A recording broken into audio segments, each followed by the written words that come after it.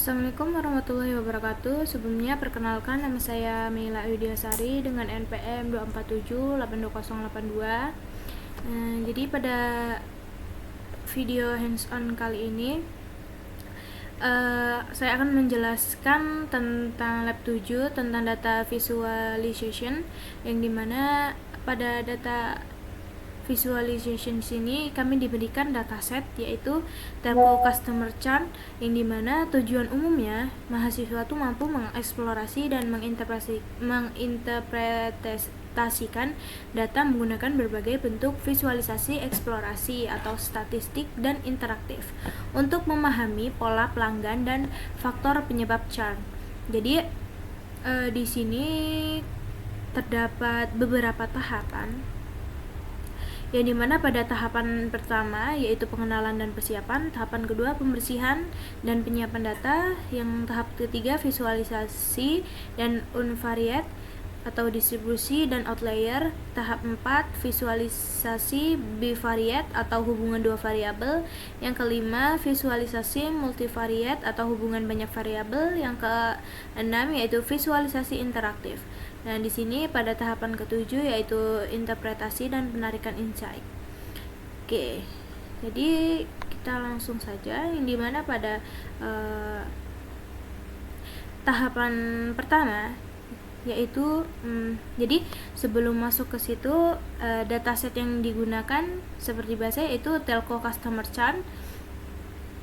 Nah, di sini sebelumnya dengan nama filenya itu di sini wafn-usex telco customer charts.csv, yang diunggah dan diolah menggunakan platform Google Colab.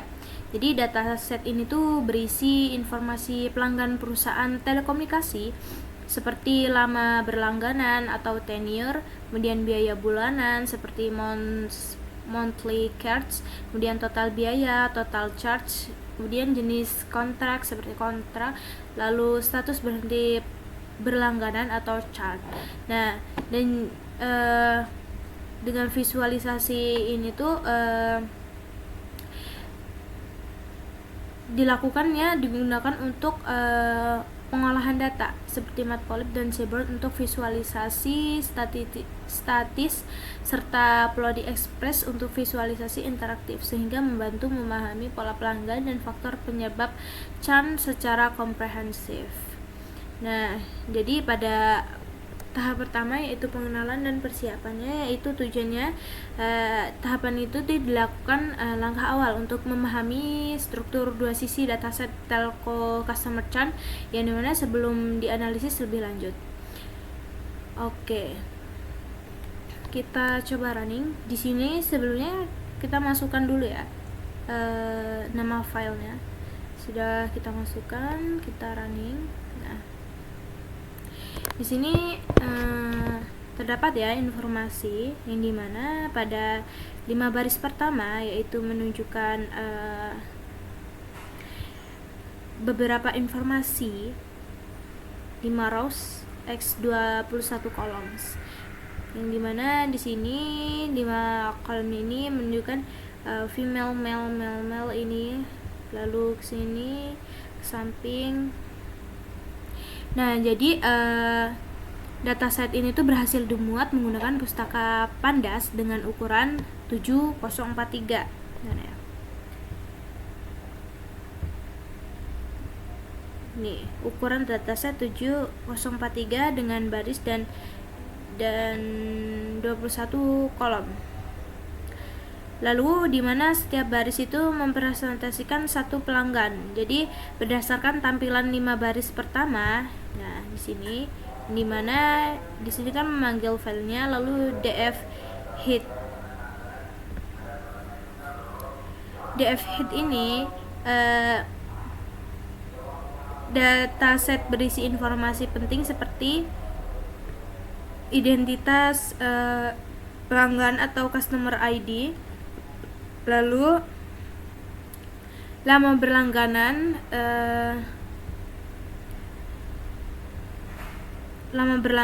atau tenure, sini kontrak, total charge, monthly charge, chart di sini ya terdapat beberapa pengertian. Lalu hasil pemeriksaan struktur data melalui df-info. Nah, di sini df-info itu digunakan untuk pemeriksaan struktur data. Jadi menunjukkan bahwa sebagian besar kolom bertipe objek. Nah, di sini ya bertipe objek. Yang dimana sementara kolom numerik yang utama adalah senior, cadence, standard, dan monthly charts, yang dimana pemeriksaan nilai kosong menggunakan df is null sum ya, df is null sum. Kemudian memperlihatkan tidak adanya missing value pada seluruh kolom sehingga data tuh sudah lengkap dan tidak memerlukan pengisian nilai lagi. Nah, di sini ya sudah menunjukkan bahwa tidak ada missing value. Di sini nilai kosong per kolom tuh tidak ada. Di semua di sini terchecklist. Yang pada kolom ini yaitu statistik deskriptif sendiri. Jadi berdasarkan hasil DS describe sendiri di sini, nilai rata-rata tenure pelanggan adalah sekitar 32 bulan dengan rata-rata monthly charge-nya sebesar $64,76 dan maksimum mencapai $118,75. Nah, nilai-nilai ini tuh memberikan gambaran awal bahwa mayoritas pelanggan memiliki masa berlangganan menengah dengan biaya bulanan sedang. Nah, jadi selain itu juga pengecekan terhadap variabel penting seperti tenure, monthly charts, total charts, kontrak maupun yang lain-lain itu menunjukkan bahwa semua kolom tersebut tuh tersedia dan valid untuk digunakan dalam tahap analisis selanjutnya. Dengan demikian, tahap pengenalan ini tuh memastikan bahwa dataset tuh berada dalam kondisi baik, lengkap dan siap untuk dilakukan proses pembersihan pada tahap berikutnya. Yang dimana di sini kan dia tidak ada nilai yang ini kosong, jadi di sini datasetnya sudah bersih. Lalu kita selanjutnya melakukan tahapan. Nah, pada tahapan pertama ini kan kita sudah membuka Google Ads, menyiapkan oke, catat file penting oke. Tahapan kedua, pembersihan dan penyiapan data. Tujuannya memastikan data dalam kondisi bersih, lengkap dan siap divisualisasikan. Jadi langkah kegiatannya di sini identifikasi nilai kosong milik values, pastikan tipe data, hapus dari duplikat. Oke. Jadi pada pembersihan dan penyiapan data ini yang dimana pada data cleaning untuk memastikan dataset dalam kondisi siap digunakan dalam analisis. Sini kita running. Nah, jadi berdasarkan hasil pemeriksaan awal df is null ini, diketahui bahwa tidak terdapat nilai kosong atau missing value ya di sini. Nilai kosong sebelum pembersihan. Jadi sebelum pembersihan nilai yang missing itu tidak ada. Lalu di sini diperiksa lagi nilai kosong setelah pengisian. Jadi nilainya missing value-nya tidak ada. Jadi jumlah baris sebelum hapus duplikat 7043. Kemudian jumlah baris setelah hapus tetap 7043. Jadi tidak terdapat nilai kosong atau missing value pada seluruh kolom dataset, baik sebelum maupun sesudah proses pengisian nilai. Jadi meski demikian, kolom total charts awalnya memiliki tipe dan objek string sehingga dikonversi ke bentuk numerik menggunakan perintah pd2numeric ya. Setelah dikonversi, nilai kosong yang muncul akibat error parsing langsung diisi dengan nilai median kolom tersebut menggunakan metode Vilna.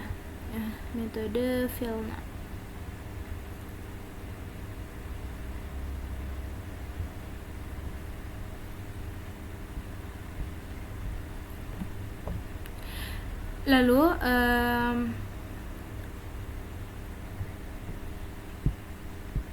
di sini juga tidak ada baris duplikat ya, tipe data sebelum penyesuaian.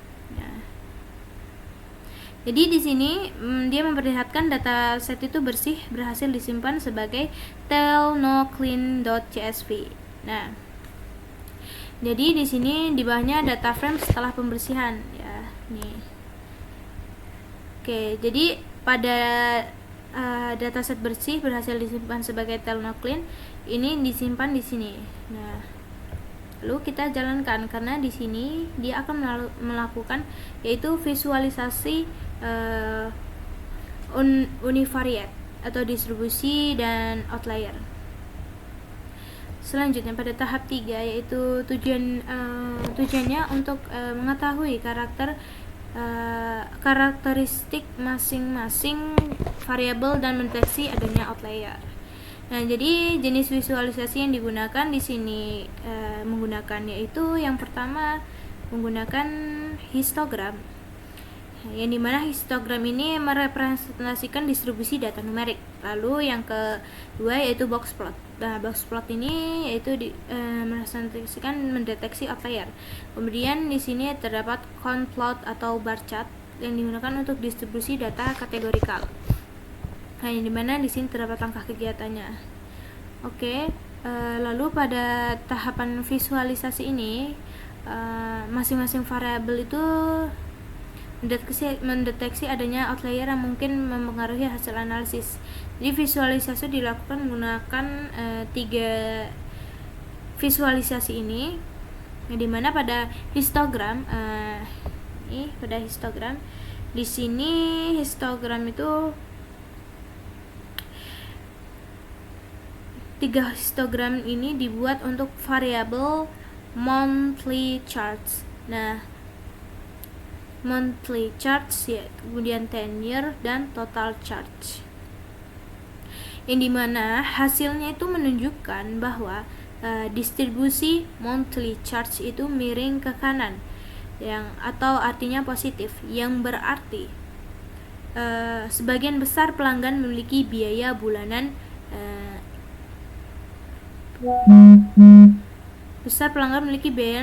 rendah, sedangkan hanya sedikit pelanggan yang membayar biaya tinggi. Dan dimana pada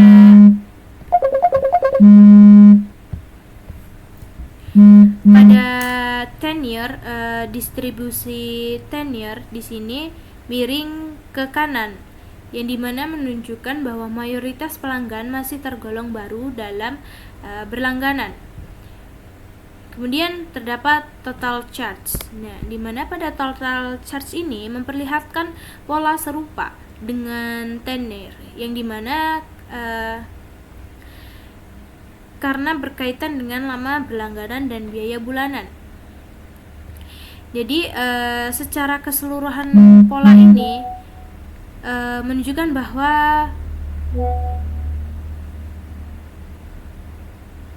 bahwa perusahaan memiliki banyak pelanggan baru dengan biaya rendah dan hanya sebagian kecil pelanggan dengan total pembayaran tinggi.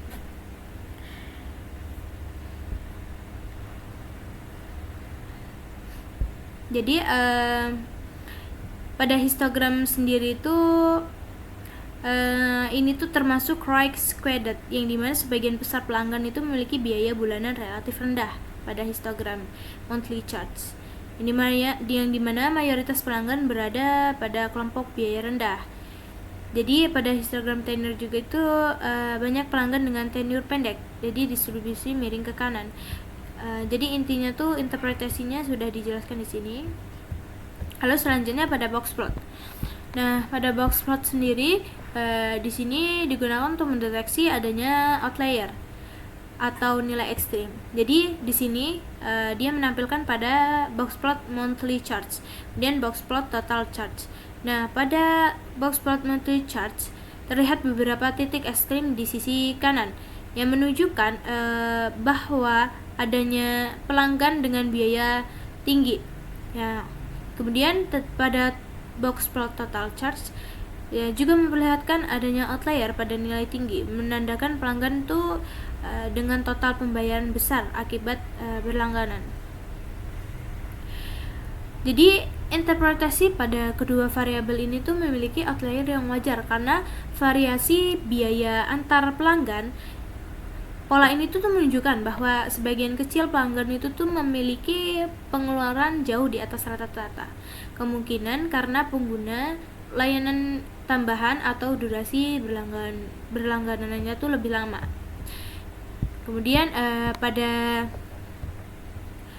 selanjutnya pada count plot atau bar chart. Nah, pada bar chart sendiri ini atau grafik count plot ini memperlihatkan jumlah pelanggan berdasarkan status churn dan jenis kontrak. Jadi mayoritas pelanggan itu memiliki status churn no, yang berarti mereka itu tuh masih berlangganan dan loyal terhadap perusahaan, yang dimana jenis kontrak yang paling banyak digunakan yaitu month to month, yang dimana bulanan ya, karena bulanan ya, yang dimana diikuti oleh kontrak 1 tahun dan 2 tahun. Lalu pada count plot churn sendiri ini, mayoritas pelanggan tidak churn atau imbalance lebih banyak 0 daripada 1. Interpretasi kelasnya itu seimbang perlu diperhatikan saat modeling. Jadi di sini interpretasinya mayoritas pelanggan tidak churn menunjukkan loyalitas cukup tinggi. Yang kedua, kontrak bulanan paling banyak digunakan diikuti kontrak 1 tahun dan 2 tahun.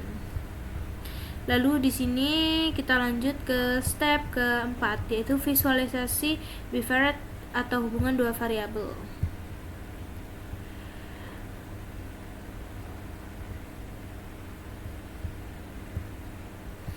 Nah, pada hasil ini di mana di sini terdapat tiga visualisasi, yang dimana di sini terdapat hubungan antara tenure dan monthly charge berdasarkan churn. Jadi sebenarnya tujuan pada langkah 4 ini adalah untuk mengeksplorasi hubungan antar dua variabel dalam dataset telco customer churn agar dapat menemukan pola perilaku pelanggan melalui visualisasi seperti scatter plot, box plot, dan bar chart. Jadi dapat diketahui bagaimana berkaitan antara masa berlangganan, biaya bulanan, jenis kontrak, serta status churn pelanggan. Jadi di sini terdapat scatter plot, yang dimana scatter plot ini hubungan antara tenure dan monthly charge berdasarkan churn.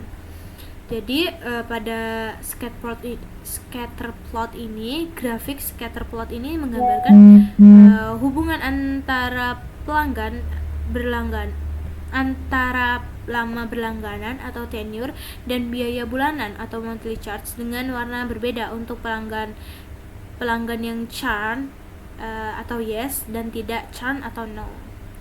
Jadi titik orange ini dia tuh menunjukkan lebih banyak muncul pada area tenure rendah, terutama di bawah 20 bulan, sedangkan pelanggan yang tenure tinggi cenderung tetap berlangganan. Jadi pada gambar ini churn no itu ditunjukkan pada warna hijau dan yes itu ditunjukkan pada warna oranye. Jadi interpretasi pada scatter plot ini, pelanggan yang baru bergabung atau tenure pendek lebih rentan melakukan churn meskipun biaya bulanan mereka tuh bervariasi. Hal ini tuh menunjukkan bahwa masa berlangganan yang pendek menjadi indikator kuat terhadap risiko pelanggan berhenti menggunakan layanan. Nah, lalu terdapat box plot. Nah, di sini box plot ini tuh perbandingan antara monthly charge berdasarkan jenis kontraknya. Jadi box plot itu menampilkan perbandingan biaya bulan, yaitu month to month, 1 year, and 2 years, yang dimana terlihat hasilnya bahwa pelanggan dengan kontrak bulan memiliki biaya bulanan rata-rata yang lebih tinggi dibandingkan dengan pelanggan yang memiliki kontrak jangka lebih panjang. Jadi interpretasinya, yang dimana kontrak jangka panjang antara 1 atau 2 tahun umumnya menawarkan biaya yang lebih stabil dan rendah, sedangkan pelanggan dengan kontrak bulanan membayar lebih mahal. Hal ini tuh mengindikasikan adanya strategi perusahaan untuk memberi insentif berupa potongan harga bagi pelanggan yang memiliki kontrak jangka panjang. Kemudian di sini juga terdapat bar chart, yang dimana pada bar chart ini proporsi pelanggan Chan berdasarkan jenis kontrak, yang dimana pada grafik itu menampilkan hasil itu menunjukkan bahwa pelanggan tuh dengan kontrak month to month memiliki tingkat churn tertinggi, sedangkan pelanggan dengan kontrak 2 years yaitu hampir seluruhnya tidak churn, yang dimana interpretasinya sendiri itu tuh jenis kontrak itu memiliki pengaruh signifikan terhadap tingkat churn, yang dimana semakin lama durasi kontrak, semakin kecil kemungkinan pelanggan berhenti berlangganan. Hal ini menegaskan bahwa kontrak jangka panjang itu efektif dalam mempertahankan loyalitas pelanggan. Nah, di sini terlihat ya, pada 2 years itu sama sekali terdapat churn-nya itu sangat sedikit nih. Ya. Nah, jadi kesimpulan pada 3 grafik ini sendiri, yang dimana desain 3 grafik itu tuh analisis tahap bivariat berhasil mengungkapkan bahwa masa berlangganan atau tenure dan jenis kontrak merupakan faktor penting yang berhubungan langsung dengan tingkat churn atau pelanggan ya, churn pelanggan. Lalu yang kelima di sini terdapat visualisasi multivariat atau hubungan banyak variabel, yang dimana pada hubungan variabel ini di sini tujuannya untuk menganalisis keterkaitan antara beberapa variabel sekaligus dan menemukan korelasi dan yang signifikan. Jadi pada hasilnya di sini terdapat heat map, yang dimana heat map ini tuh digunakan untuk korelasi antara variabel numerik. Jadi visualisasi heat map di sini tuh menunjukkan nilai korelasi antar variabel numerik pada dataset. Terlihat bahwa total charge itu tuh memiliki korelasi positif yang kuat dengan tenure sebesar 0,83. Artinya semakin lama pelanggan berlangganan, semakin besar total biaya yang dikeluarkan. Sementara untuk churn numerik, yang dimana pada churn numerik sendiri di sini menunjukkan korelasi negatif dengan tenure 0,35, yang berarti pelanggan dengan masa langganan lebih pendek lebih berpotensi memiliki churn. Jadi interpretasi pada heatmap ini, variabel yang paling berkorelasi dengan churn adalah tenure, yang dimana diikuti oleh total charge. Korelasi negatif ini tuh menandakan bahwa pelanggan baru lebih rentan untuk berhenti berlangganan dibanding pelanggan yang sudah lama menjadi pengguna. Jadi dengan demikian, durasi berlangganan merupakan faktor penting dalam mempertahankan pelanggan. Kemudian di sini terdapat pair plot, yang dimana pair plot ini digunakan untuk hubungan multivariat antar variabel numerik, yang dimana pada pair plot ini memberikan visualisasi menyeluruh tentang hubungan antar beberapa variabel numerik sekaligus dengan pewarnaan berdasarkan status churn yes atau no, yang dimana pola yang terlihat menunjukkan bahwa pelanggan dengan tenure rendah atau baru bergabung lebih dominan melakukan churn, sedangkan pelanggan yang memiliki tenure tinggi dan total charge besar cenderung bertahan. Ya, di sini menunjukkan ya, di sini terdapat yes dan no-nya. Lalu interpretasinya, di mana pada kelompok pelanggan churn atau berwarna orange, di sini berwarna orange, umumnya terkonsentrasi pada tenure yang rendah dan biaya bulanan sedang hingga tinggi. Sebaiknya pelanggan non-churn berwarna hijau tersebar luas pada tenure tinggi dengan biaya yang stabil. Hal ini memperkuat dengan dugaan bahwa masa berlangganan menjadi indikator utama dan menentukan loyalitas pelanggan. Yang keenam di sini terdapat visualisasi interaktif. Nah, Pada visualisasi interaktif sendiri, yang dimana tahapan itu tuh bertujuan untuk menjelajah data secara dinamis menggunakan visualisasi interaktif berbasis Plotly. Dengan pendekatan ini, pengguna tuh dapat berinteraksi langsung dengan grafik seperti melihat detail pelanggan melalui fitur hover, serta membandingkan kategori melalui facet dan memvisualisasikannya melalui pola hubungan antar variabel dengan lebih intuitif. Yang dimana di sini terdapat yaitu hubungan antara tenor dan monthly charge berdasarkan chart.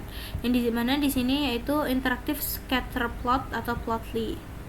Nah, di sini grafik scatter plot ini tuh interaktif ini menggambarkan hubungan antara lama berlangganan atau tenure dan biaya bulanan dengan pewarnaan berdasarkan status churn ya. Setiap titik mewakili satu pelanggan dan pengguna itu dapat menyerap data tertentu untuk melihat detail seperti customer ID, kontrak, dan internet service. Yang dimana pada interpretasinya sendiri terlihat bahwa pelanggan dengan tenure rendah itu dan biaya tinggi itu lebih banyak melakukan churn, yang dimana di sini ditunjukkan dengan titik berwarna merah. Sedangkan pelanggan dengan tenure panjang atau lebih dari 50 bulan itu tuh umumnya bertahan atau ditunjukkan dengan titik hijau. Hal ini tuh mempertegas bahwa pelanggan baru tuh dengan biaya lebih rentan tuh berhenti berlangganan. Kemudian di sini terdapat interaktif bar chart. Nah, pada interaktif bar chart ini berdasarkan jenis kontrak ya. Yang dimana bar chart ini tuh menampilkan jumlah pelanggan churn dan tidak churn berdasarkan jenis kontrak, yang dimana jenis kontraknya itu month to month, di sini 1 years dan 2 years.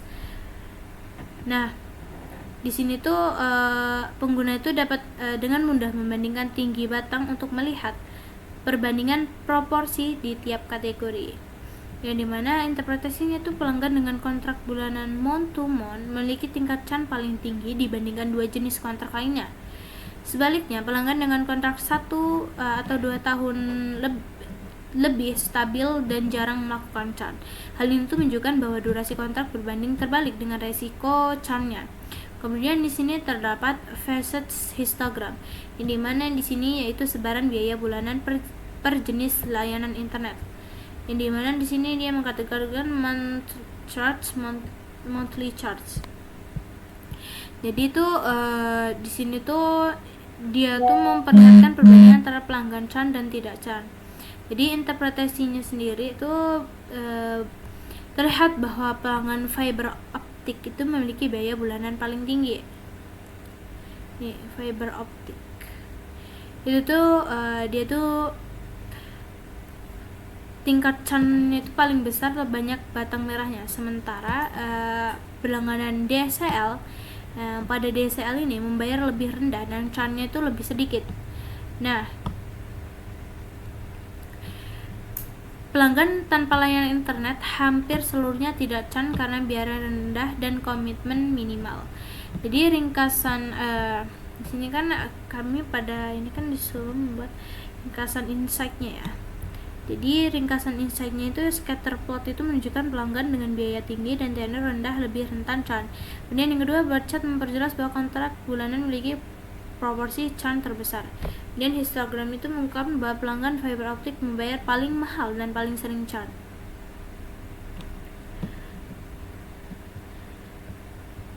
Lalu refleksinya. Nah, jadi refleksinya itu visualisasi interaktif ini tuh mempermudah analisis pola pelanggan secara tepat, intuitif, dan mendalam. Dengan fitur hover and facet, analisis dapat langsung mengidentifikasi segmen pelanggan beresiko tinggi berdasarkan jenis kontraknya dan layanan internet, sehingga perusahaan tuh dapat merancang strategi retensi pelanggan yang lebih efektif. Lalu sini sudah ya pada step-stepnya. Di sini kita masuk ke tahap 7. Nah, tahap 7 ini tuh pertanyaan-pertanyaan yang harus dijawab.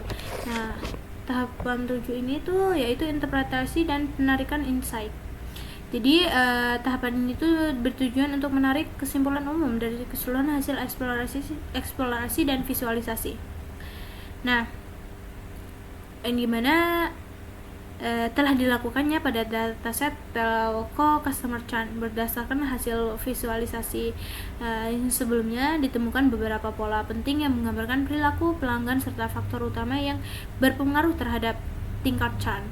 Nah, di sini kita harus menjawab pertanyaan berikut.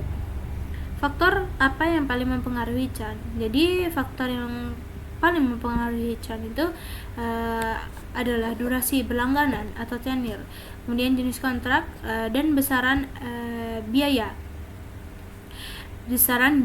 bulanan atau monthly charge. Jadi pelanggan yang baru bergabung atau tenurnya rendah itu dan memiliki kontrak month to month lebih cenderung berhenti berlangganan, terutama jika mereka membayar biaya bulanan yang relatif tinggi. Sebaliknya, pelanggan dengan kontrak jangka panjang 1-2 years atau 2 years memiliki tingkat charge jauh lebih rendah karena mereka cenderung mendapatkan biaya yang lebih stabil dan menunjukkan loyalitas lebih tinggi terhadap layanan.